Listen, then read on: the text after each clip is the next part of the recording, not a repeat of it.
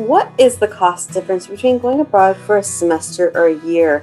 Oftentimes, students will tell us that they can only afford to go abroad for a semester, when in reality, it actually is much more financially viable to study abroad for a year. When thinking about study abroad, there are certain set costs no matter where you go or for how long you go. You're going to have to pay certain things like your flight, your visa, your housing deposit, little items that it takes you to get established and when you do arrive, your phone plan, your bedding, your hangers, but a lot of that is one-time costs. The difference between a semester and year is not actually that initial establishment cost, but more your maintenance costs.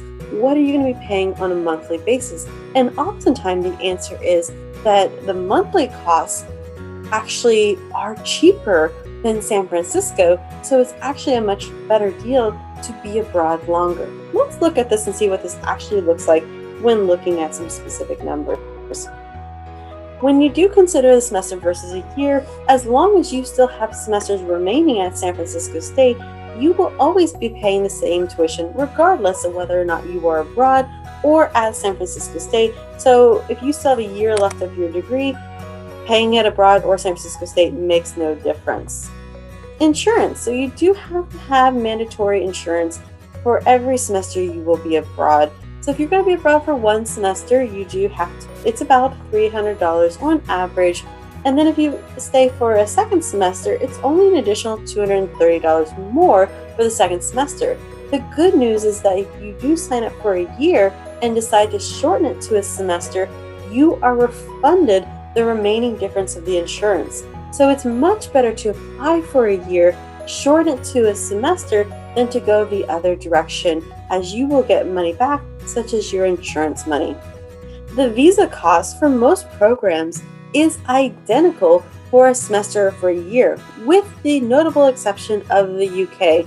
The UK is more expensive to get a year-long visa than a semester visa, but for all other countries, it really doesn't matter. So if you were thinking you might want to stay for a second semester, apply for a year, get the year-long visa when it's the same cost, and then if you decide you only want to do a semester, you can shorten it back.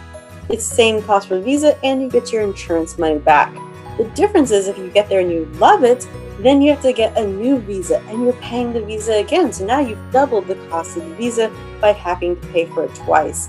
Please note with the UK, it is not possible to extend the visa for any reason from a semester to a year. So therefore, if you want to go abroad even 1% for a year and you're looking at the UK, do recommend that you consider the year-long visa.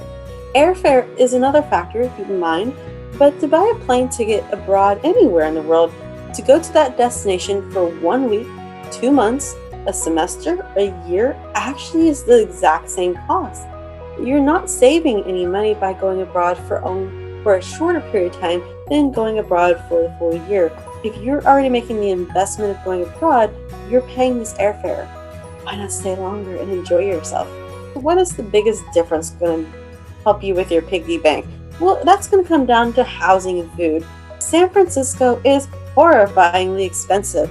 Students go abroad and they're like, wait a second, housing, food, it's not as expensive elsewhere than it is in San Francisco. Even places in Europe can be significantly cheaper than San Francisco. Of course, there are exceptions like Paris, London, Tokyo, and Copenhagen, but otherwise, places typically tend to be cheaper. And therefore, once you've already paid your housing deposit, the monthly rent is often significantly cheaper than San Francisco. So it's a better deal to stay there, continue paying that cheaper rent over a longer period than to fly back to San Francisco and pay this higher cost of rent.